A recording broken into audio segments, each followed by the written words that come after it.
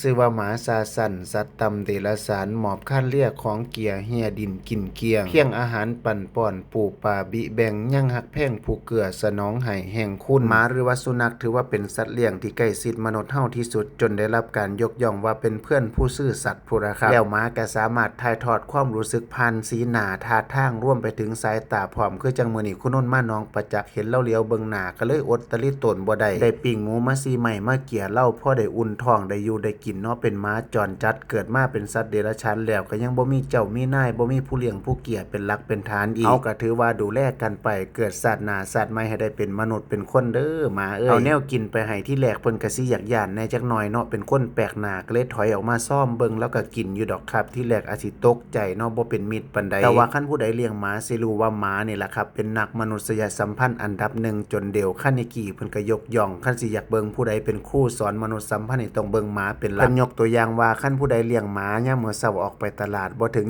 20-30นาทีกลับมาใหม่นี่หมาก็สิกระโดดโลดเต้นต้อนรับเฮาดีใจหลายเพราะปานบ่ได้พ้อกันมาเป็นเดือนพุ่นล่ะครับเพิ่นก็เลยเปรียบเทียบว่าหมานี่เป็นนักมนุษยสัมพันธ์ที่ดีเอาชนะมิตรและจูงใจศัตรูได้นะครับผู้ใดไปเห็นหมาจรจัดก็ใจดีกับเพิ่นแน่เด้อครับเด้อถือว่าเป็นเพื่อนร่วมเกิดแก่เจ็บตายกันครับ